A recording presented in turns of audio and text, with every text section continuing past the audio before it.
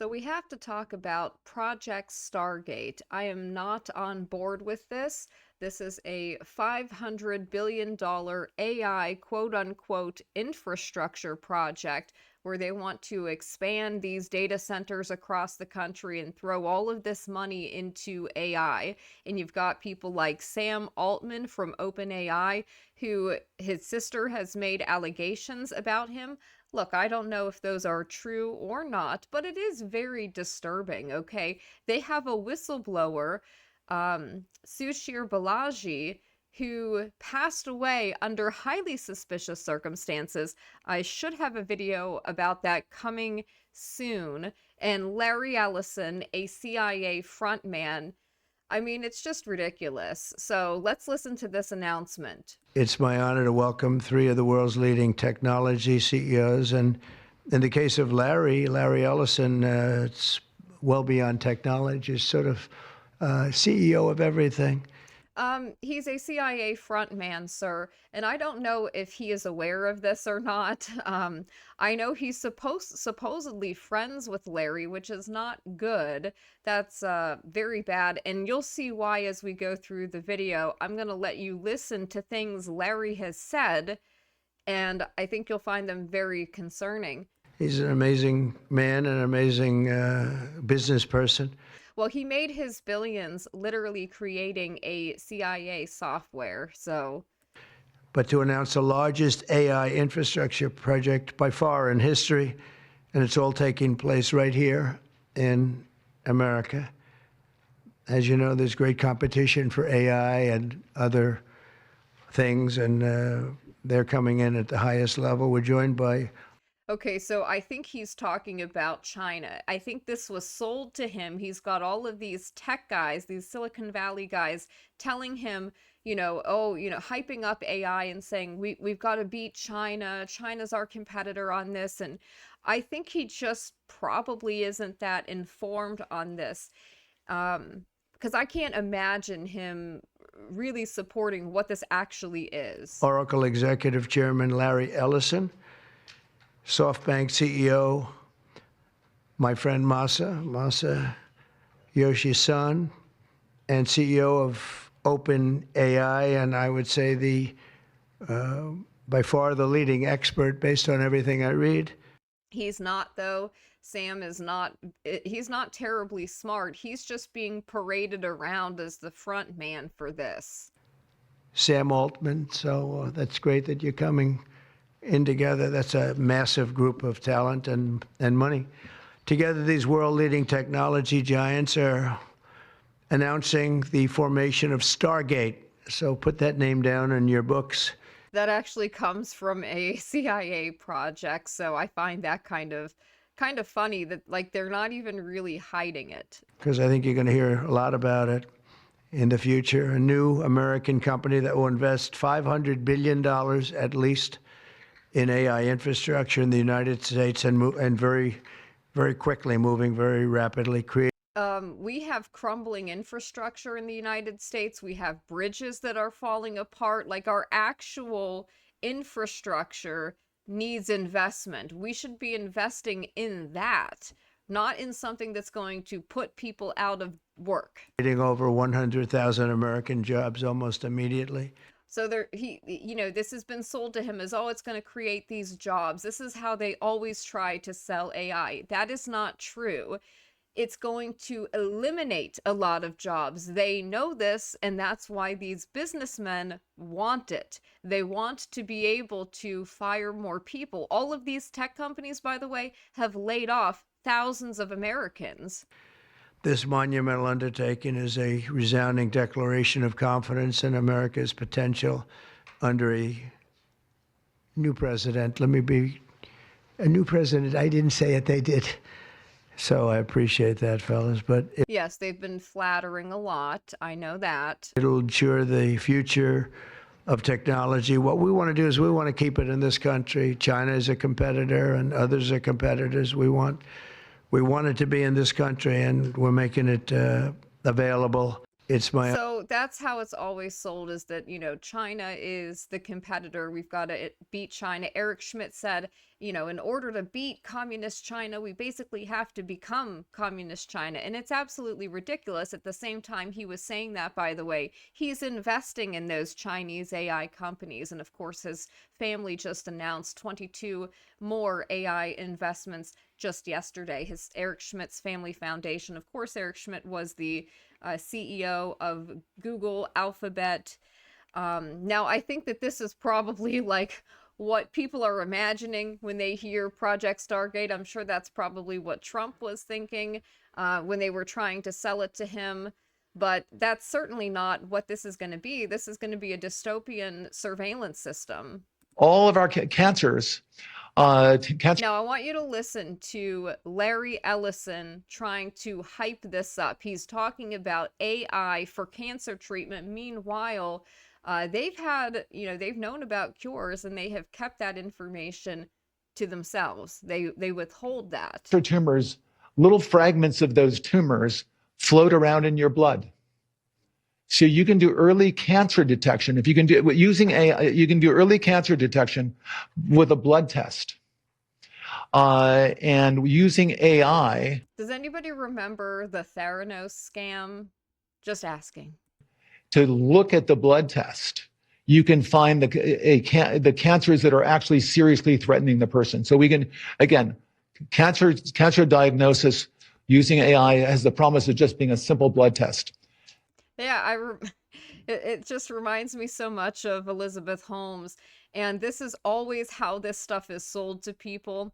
They always tout its benefits, but they never mention the risks, the concern, the fact that they're creating a biological surveillance system. They're going to be literally surveilling your body, your health information. Then beyond that, once we gene sequence that cancer tumor, you can then vaccinate the person, design a vaccine for every individual person to vaccinate them against that cancer.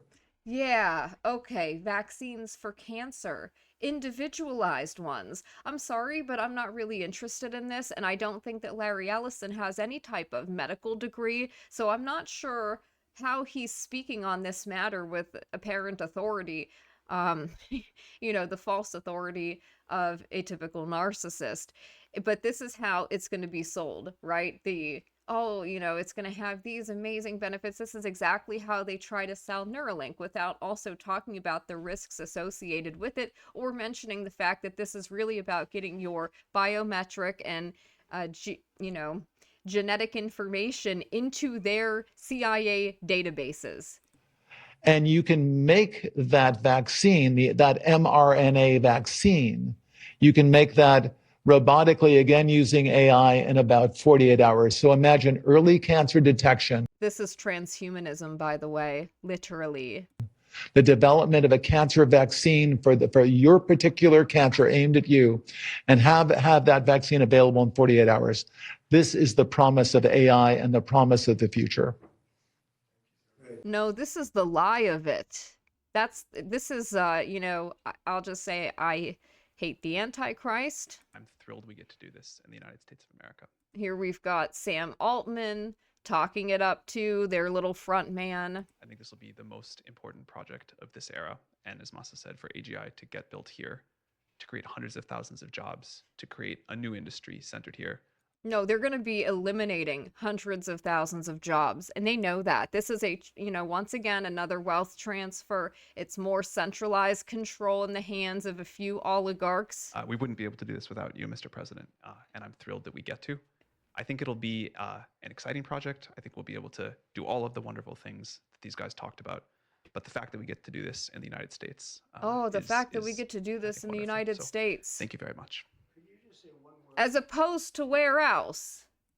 I hear so many positive things about what it's going to do for medical research and for solving things, cancer and all the different problems. How will AI help us with the fight against the various problems, diseases, etc.?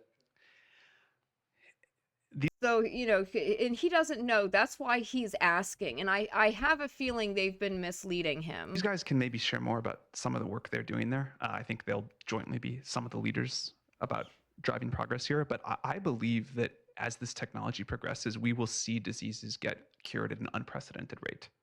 This is the lie. This is how they sell it to people. Oh, it's going to cure all of these diseases. It's going to benefit all of these people. No, it's not. It's going to be creating a technocratic elite. We will be amazed at how quickly we're curing this cancer and that one and heart disease. I'm old enough to remember when we were racing for the cure, and where did that ever go? Nowhere. Where did all that money go? Why didn't anything come from that? We already have cures, by the way, for a lot of this stuff, but you can't make tons of money off of it, so they ignore it. Securing schools, we think we can. Now, this is Larry Ellison talking about basically creating this dystopian 24/7 constant Panopticon surveillance grid. Absolutely lock down schools. Yeah, we're going to lock down schools. So it's basically send your children to an indoctrination prison. So that dramatically reduce the case of anyone being on campus that doesn't belong on campus, and immediately alert. The second someone pulls out a gun, immediately alert. Use AI cameras to immediately recognize that. But we keep everyone off campus that doesn't belong on campus. The police, another thing. I'm sorry, this is again the selling of a dystopian surveillance nightmare using children and trying to emotionally appeal to people. Oh, this is how we can stop this, appealing to security. They want you to trade your freedom, your privacy for a false sense of security. Body cameras. We completely redesigned body cameras. Our body cameras cost $70. Normal body camera costs, I don't know, $7,000. So they're redesigning body cams for police that they want integrated with a real-time AI, so that if an officer is wearing a body cam and you're walking past that officer, it's going to pick you up and it's going to identify you in the system in real time. And he will say, these body cams are designed to be always on, always recording. They don't turn them off. Our body cameras are simply lenses, two lenses attached to your vest, attached to the smartphone that you're wearing. And we actually take the video that the police officer is, by the way, and the camera's always on. You don't turn it on and off. You don't turn it on and off. The camera is always on, he says. Do you really want to live in a suspect society like this, where all of your rights are violated? And by the way, the way you turn it on, there's no due process in that world. You can't turn it on. I'm going to the bathroom. Oracle, I need 2 minutes to take a bathroom break, and we'll turn it off. Yeah, we just trust that. We just say, Oracle, I need to use the restroom. Could you please turn off my surveillance device? Imagine being the officer, too, who has to wear this thing. You can't turn it off even when you're joking with your friends. No, this is inappropriate and disturbing. Nobody wants this. The truth is, we don't really turn it off. What we do is we record it so no one can see it. But no one can get into that recording. Oh, yeah, we're just going to trust him. By the way, all of these tech companies have suffered data breaches. This is a lie. He's lying when he says it. So you get the privacy you requested. No, you don't. You get no privacy. Not even when using the restroom. But a court order, if you get a court order, we will, judge, can order, I want to look at that. This so-called bathroom break. If there's something comes up, and plus I'm going to lunch with my friends. Oracle, I need an hour for privacy with lunch with my friends. God bless. We won't listen in. That's a lie. He's lying when he says this. He's outright lying. They will listen in. You won't have privacy. You are going to be recorded having your lunch, talking to your friends, and they will be recorded too. Unless there's without their consent. It is interesting. But we transmit the video. And he keeps saying, without a court order, without a court order. What about data breaches, sir? Back to headquarters. So headquarters and AI is constantly monitoring the video. Remember this terrible case in Memphis where the 5 police officers basically beat to death another citizen in Memphis. So this is how it's sold. Oh, we can stop bad things from happening. Again, they say They sell it for your security. They want you to trade your privacy for a false sense of security. Well, that can't happen because it would be on TV on TV at headquarters. And this guy is a CIA frontman. Everyone would see it. Your body cams will be transmitting that. The police will be on their best behavior because we're constantly recording, watching and recording everything that's going on.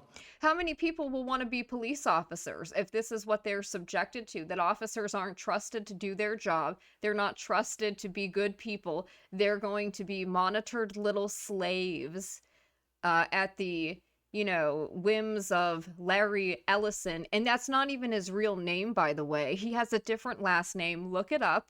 He changed his last name. He picked Ellison because it resembles Ellis Island. Citizens will be on their best behavior because we're constantly recording and reporting everything that's going on. Wow, citizens will be on their best behavior because we're constantly recording and reporting on everything that they're doing. He's literally talking about a dystopian 24/7 real-time surveillance system, a Panopticon prison system, essentially. This is incompatible with America and our founding principles. And it's unimpeachable. The cars have cameras on them. I think we have a squad car here someplace. But those kind of applications. So everything's going to have cameras now. Inanimate objects are going to have cameras that are going to be recording people. You don't know now if you're walking past a car, if that car is recording you. And we learned with the Cybertrucks that, in fact, it is. Using AI, if we can use AI, and we're using AI to monitor the video. So if that altercation that occurred in Memphis. The push for AI is a push for censorship and surveillance. That's what it is really about. Just to make that totally clear if it wasn't already. The chief of police would be immediately notified. It's not people that are looking at those cameras. It's AI that's looking at the camera. No. You can't do this. It would be like a shooting. That's going to be immediately, an event that's immediately, an alarm is going to go off. It's going to be, and we're going to have supervision. In other words, every police officer is going to be supervised. This is a lie, too.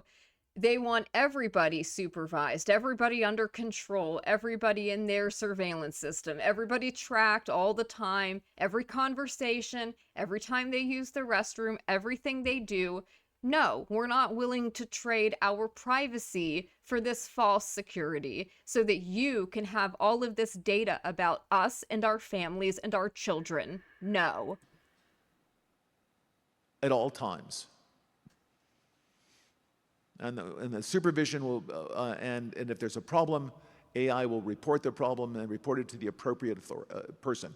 Technocracy. AI is going to be reporting on law enforcement to the proper authorities if they think that you've done something untoward. Whether it's the sheriff or the chief or whomever, we need to... So they want AI to be making these decisions for us. AI is going to be in control of society. Take control of the situation. To take control of the situation. That's what they want. They want to be in control of everything. Same thing. We have drones. If there's something going on in a shopping center, and I'll stop. Think about why you would need something like this. Why would you ever need this? You need to have everybody under 24/7 real-time surveillance with AI tracking, with facial recognition, with biometric, with, cameras in cars, cameras everywhere, drones flying overhead recording also. Really? Who wants to live in Skynet? A drone goes out there, get there way faster than a police car. There's no reason for, by the way, high-speed chases. You shouldn't have high-speed chases between cars. You just have a drone follow the car. I mean, it's very, very simple. And the new generation of autonomous drones. This is already happening, by the way. These drone companies are already selling these drones to law enforcement, and they're using this exact rhetoric in order to sell it. Oh, it's going to be safer for officers. They don't have to get, and safer for the public, so they don't have to get involved in these high-speed chases. We're just going to send a drone in your place. So we're going to have drone policing now. Spotting forest fires. in the Skynet surveillance system. And then you talk about this spotting forest fires, setting up the need for this. Well, what just happened in California? Could that not be used to push for more of this Panopticon? I think it is and will. A drone spots the forest fire, and the drone then drops down and looks around to see if there's a human being near that heat plume, and someone else either had an unattended campfire that caught fire, or it's arson. We can detect all of that. That's all done autonomously. Or you're not doing the proper controlled burns of this stuff like they do out in Western Australia. They never have these forest fires to the degree they have in California because they don't do the basic things that they could do to prevent it from happening. Oh, but Larry Ellison's going to tell you need to have a Skynet drone, AI surveillance system, Panopticon, Dystopia, in order to prevent fires. With AI. All of these are applications. All these are AI applications. This is sickening, and it should disturb every single one of you who is listening. The first data centers are actually under construction in Texas already, and we'll be turning them over to Sam to start training their next model. I want to make it clear that nobody voted for CIA frontman Larry Ellison. Nobody voted for frontman Sam Altman. This is not what anybody voted for, and yet these individuals are already, working, as they say, on their Stargate project to expand these data centers across the country for their Skynet Panopticon. The data center we already built, it was the largest computer ever built.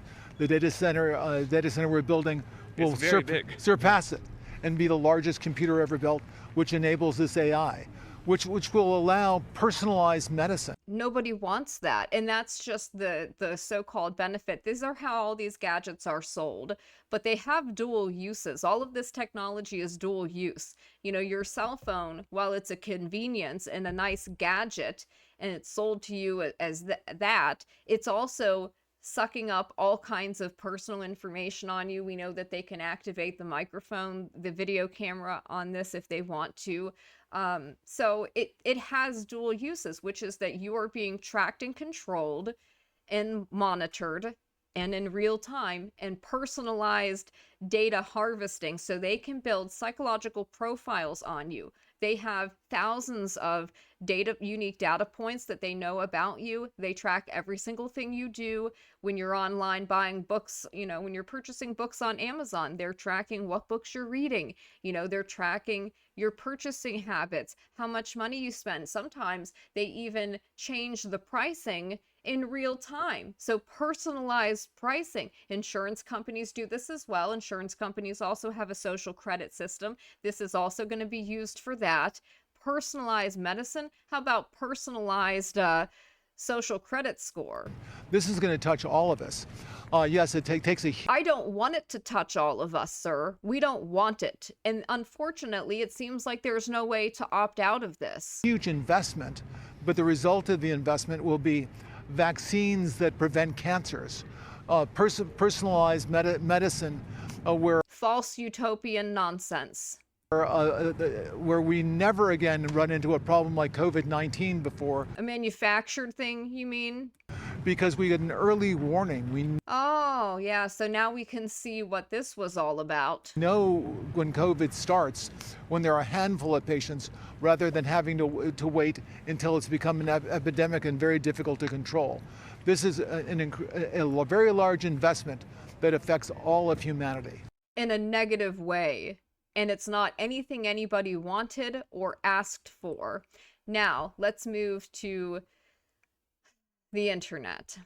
A reminder again of Larry Ellison. Reminder, multi-billionaire Oracle founder Larry Ellison, again, not his real name, has triumphantly declared that drones using AI will finally be able to completely control the, quote, unruly population and guarantee, quote, the best behavior of citizens. You watch the clip, that's what that's referencing. Whitney Webb here has a link to a Gizmodo article. Larry Ellison's Oracle started as a CIA project. This is absolutely true, as you can see yourself. Vox managed to write an entire article about the history of Oracle and its founder Larry Ellison without mentioning the CIA even once, which is pretty astounding given the fact that Oracle takes its name from a 1977 CIA project codename, and that the CIA was Oracle's first customer.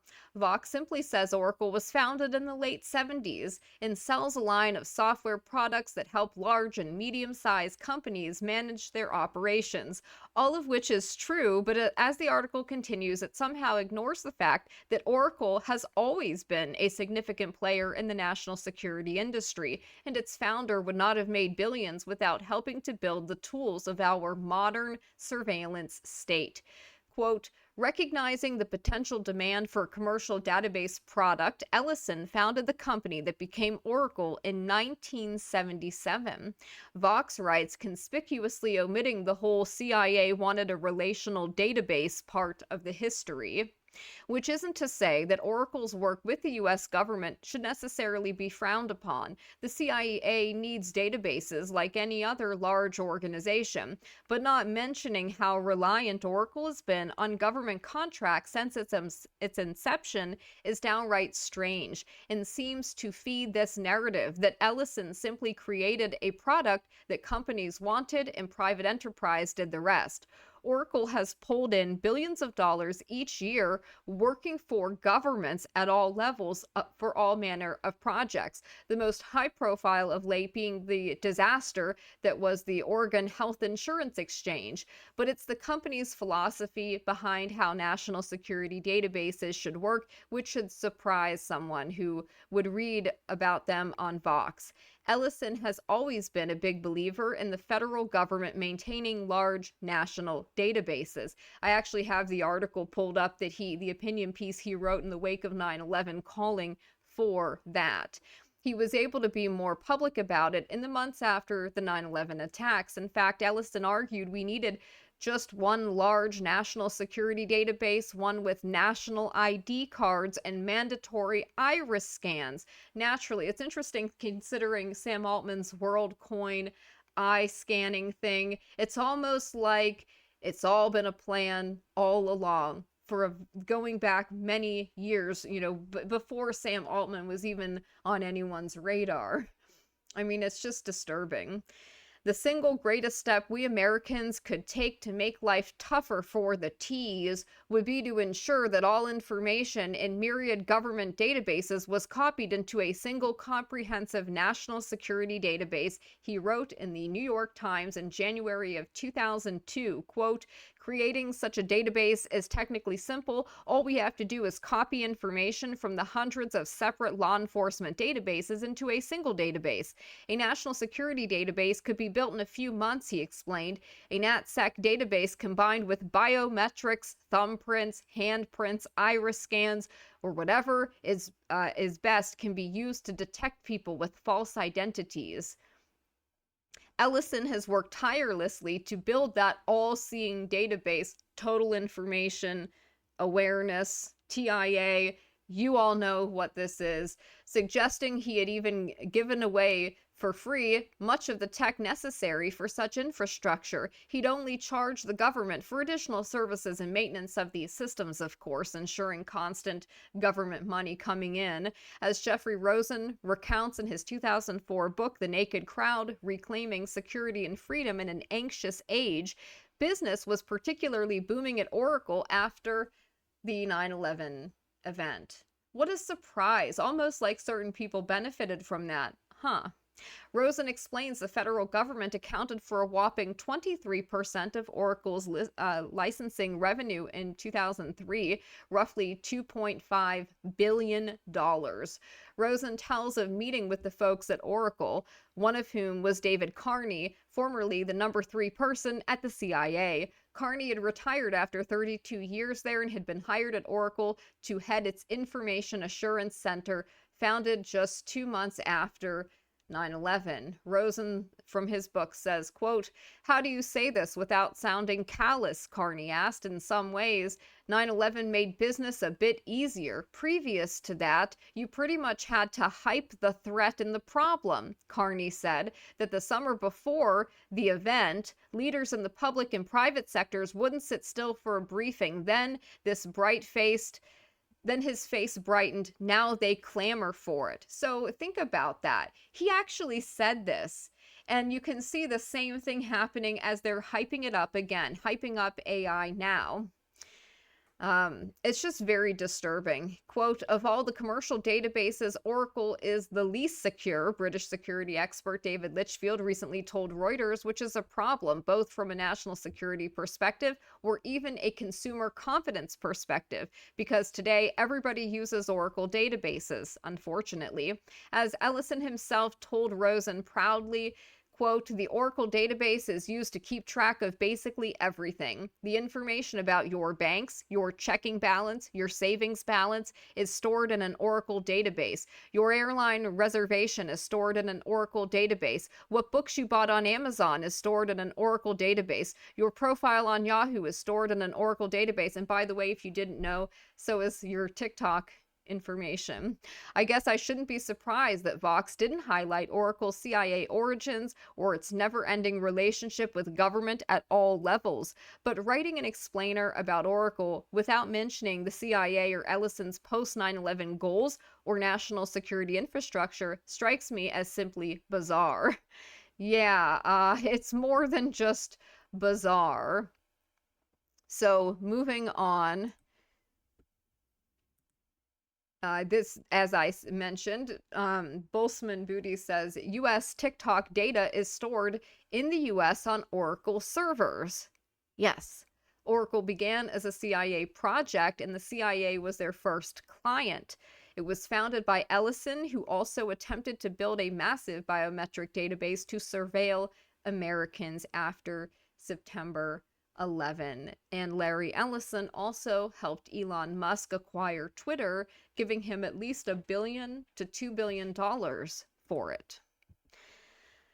Oracle was Ellison's first database project for the CIA. You don't think that the UPenn Oracle parties Musk and his Italian friend held were a Diddy-like operation, do you? And that's also very interesting.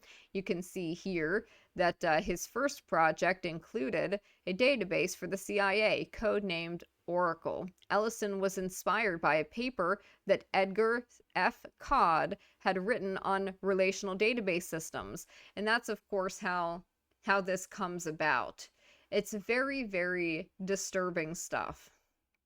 A relational model of data for large shared data banks. In 1977, he founded software development laboratories with 2 partners. Yeah, so that's what Ellison was inspired by. In 1979, the company renamed itself Relational Software Inc. Ellison had heard about the IBM System R database, but also based on Codd's theories, and wanted Oracle to achieve compatibility with it, but IBM made this impossible by refusing to share System R's error codes. The initial release of the Oracle database in '79 was called Oracle version 2, but there was no Oracle version 1. Isn't that interesting? In 1994, Informatrix overtook Syspace and became Oracle's most important rival. The intense war between Informix CEO Phil White and Ellison was front page Silicon Valley news for 3 years. Very, very fascinating stuff. At the time, Musk was at the University of Pennsylvania, where he studied until 1995.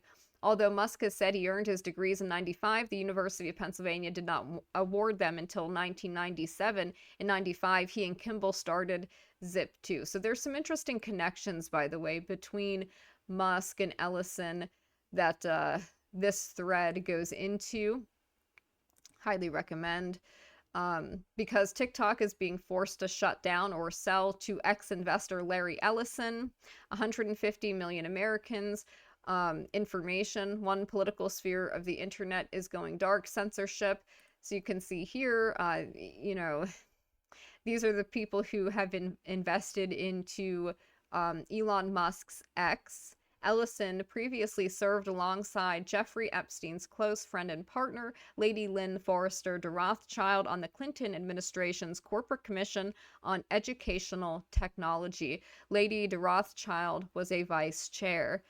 Also interesting. According to reports in 2019, Ellison has funded annexation projects in Jerusalem. That is not surprising.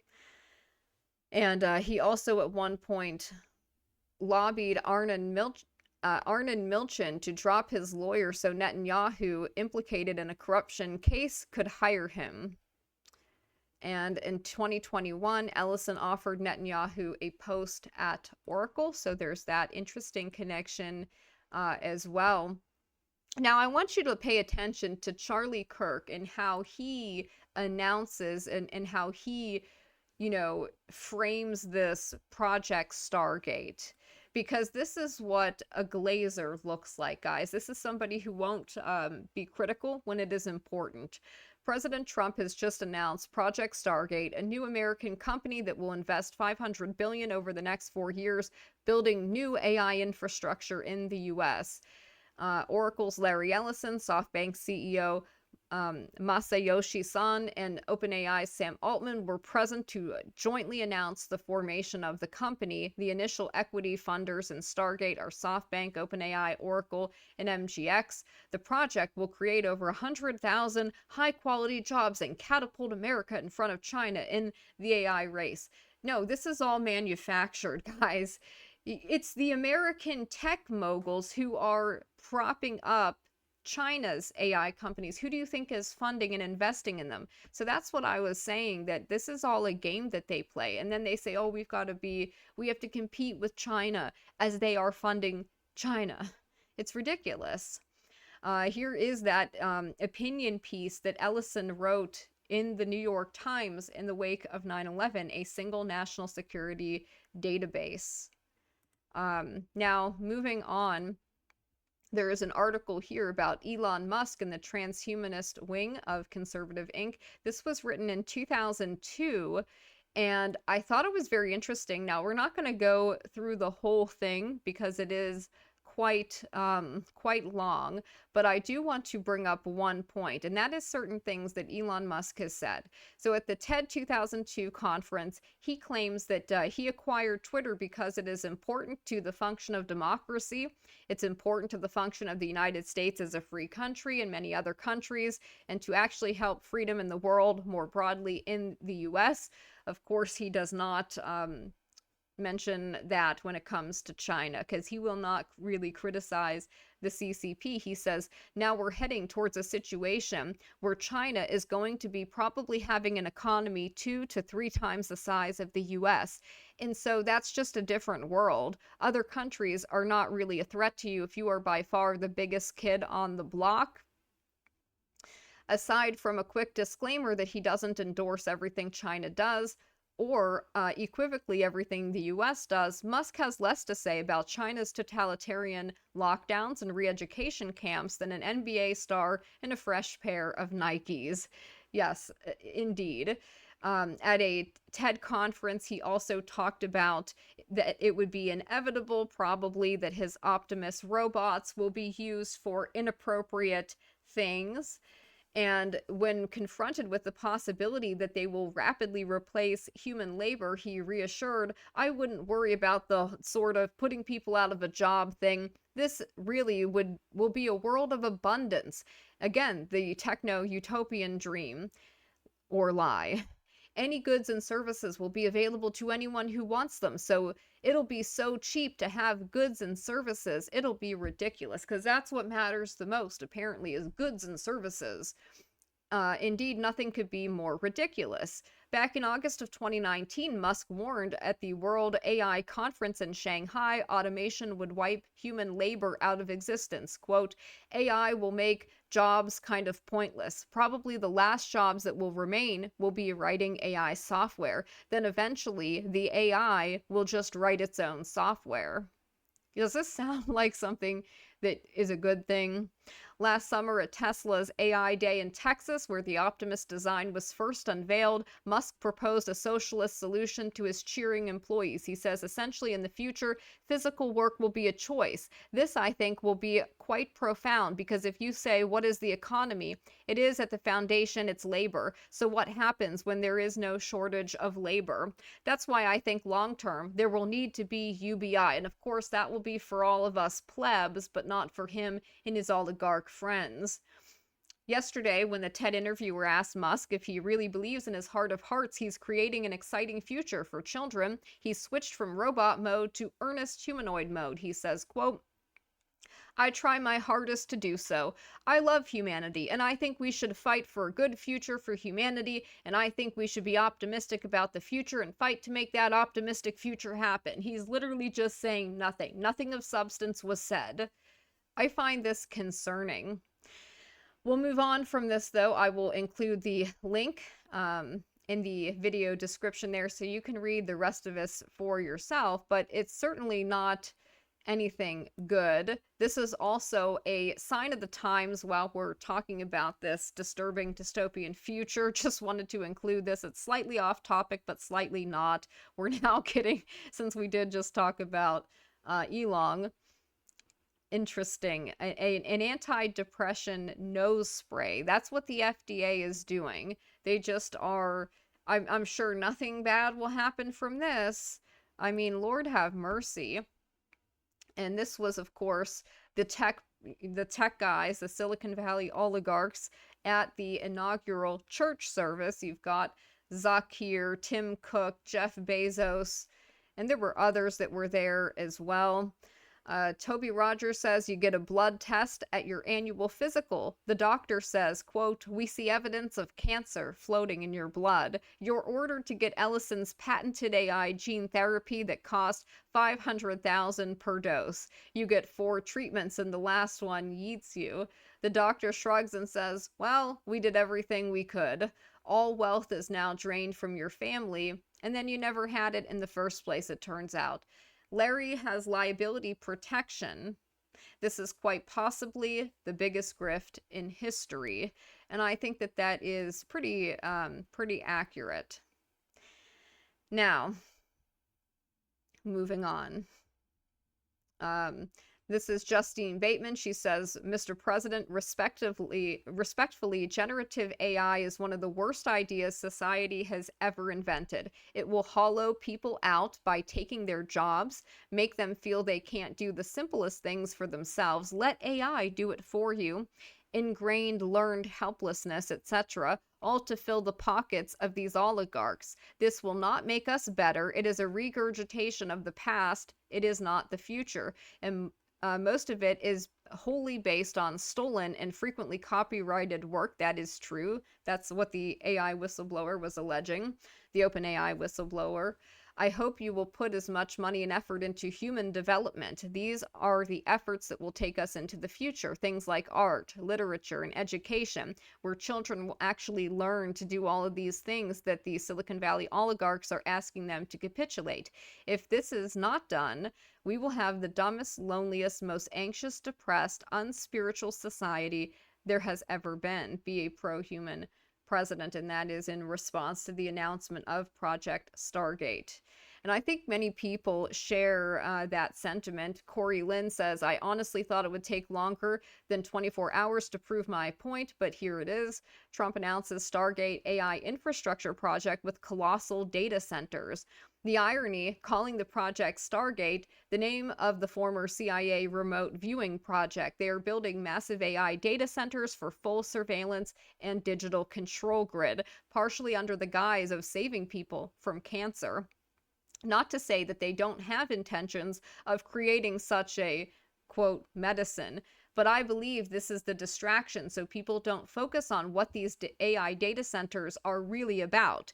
How else can they justify building out a national surveillance control grid?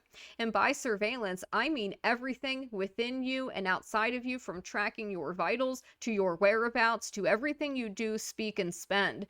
They need cover story after cover story to pull all of this off. Don't comply, don't consent, opt out, and stay sharp. Unfortunately, you cannot really opt out of this.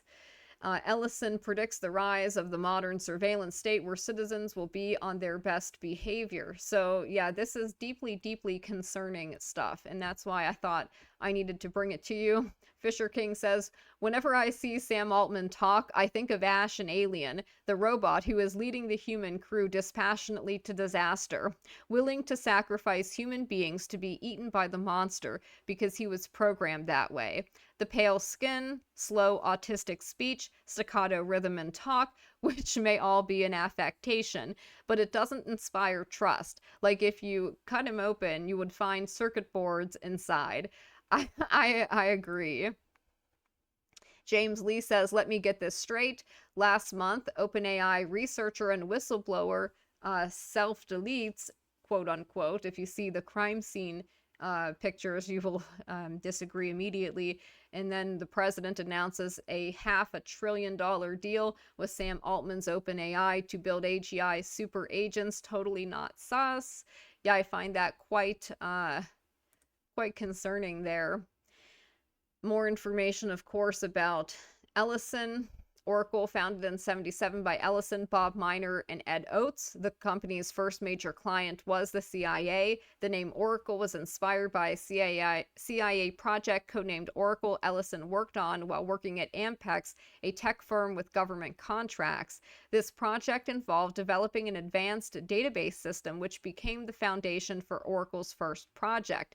Interestingly, the Federal Reserve runs on Oracle. It is documented David Carney, a former senior CIA official, joined Oracle to head its Information Assurance Center post 9/11, indicating that at least one high-profile individual with CIA experience was working at Oracle. As of 2020, Oracle had contracts with all 5 branches of the military and recent or pending contracts with the CIA, as well as substantial relationships with local law enforcement across the country. So now the CIA, once again, will have ties to a company that will be able to modify certain things tailored to an individual or tailored to do things nobody asked it to do in the first place.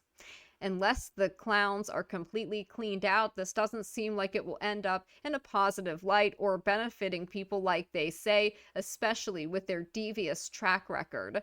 Most companies you believe are just random companies are actually most likely tied into or working directly with the CIA and other intelligence agencies. This is absolutely true.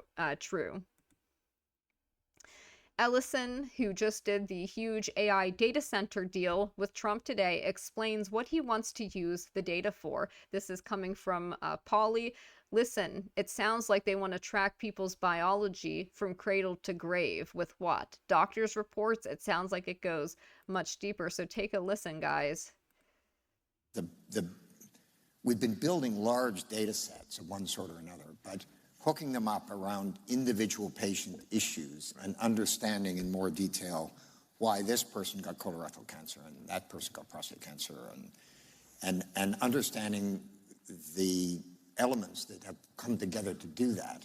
You'll only achieve that if you can get substantial data in the right databases, use AI. So they want to use, they want all of your health information to be put into these AI databases.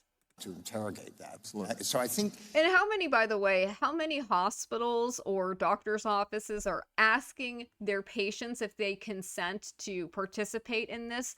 Newsflash, none of them. They just do it without your asking. It's interesting because the answers... And without your consent. ...may already be there. We just haven't winkled them out. Well, I think the answers are there. Yeah. Especially now with the new gene sequencers. Yeah, exactly. Because we think we've been sequencing genomes for a long time, but what do we mean exactly by sequencing genomes? We mean getting that the base pair sequences. Yeah. But there's a lot more in the genome than a bunch of base pairs in a row. The methylation of the DNA molecule has a lot of the control sequences. Listen to this. Listen to how excited he is talking about this potential for them to learn everything about your DNA and genetics. Of the DNA molecule and the epigenetic changes, the changes over a lifetime of that methylation, is really the story of our lives and how it changes. And we've really never measured that. We've never gathered that data. Yeah.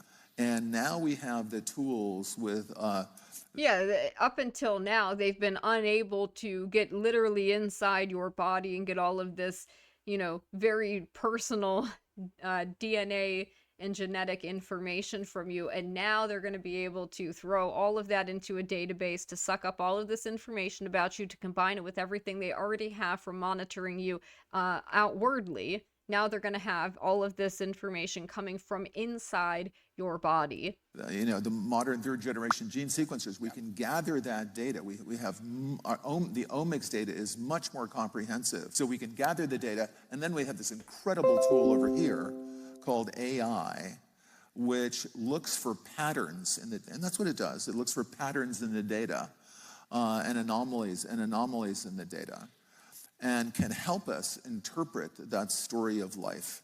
No, that's how it's being sold. What else does it help them interpret about you? This is very concerning. Ellison, founder of Oracle, second richest person in the world. He has some interesting things to say. Tell us, what is your connection to Israel? Well, the renewal of the Jewish state is something that I think touches all of us. Really? He says, for 2,000 years we were stateless. Now we have our own country, defended by brave men and women of the IDF. We will do everything to support them. Oracle, of course, now has control over the UK's most sensitive national security data. This is the story of how a multi-billionaire who has dedicated his life to advancing the cause of another country's national security state is now in control of Great Britain's most sensitive public and military data. And you just heard that he has the same thing in the United States via the CIA.